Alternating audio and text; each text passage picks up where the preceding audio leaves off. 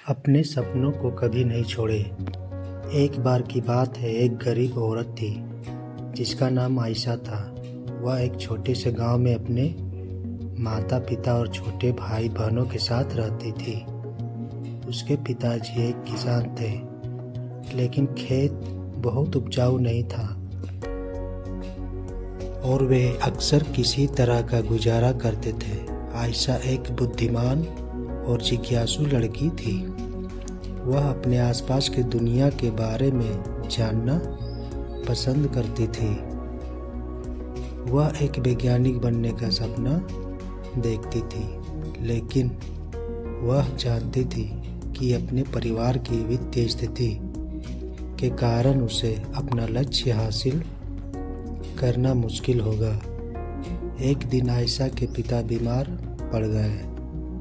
वह काम करने में असमर्थ थे और परिवार की आय और भी कम हो गई। आयशा को अपने परिवार की मदद करने के लिए स्कूल छोड़ना पड़ा। आयशा ने अपने परिवार का समर्थन करने के लिए कड़ी मेहनत की। उसने घरों की सफाई और खेतों में काम करने जैसे अजीब अजीब काम किए। उसने स्थानीय बाजार में सब्जियां बेचना भी शुरू किया। अपनी व्यस्त दिनचर्या के बावजूद आयशा ने वैज्ञानिक बनने के अपने सपनों को कभी नहीं छोड़ा।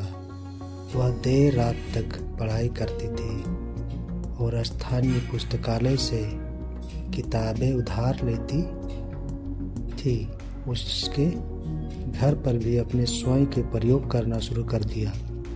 कई सालों की कड़ी मेहनत और दृढ़ संकल्प के बाद आयशा ने आखिरकार अपने सपनों को हासिल कर लिया। वह विश्वविद्यालय में दाखिला लिया और वैज्ञानिक बन गई।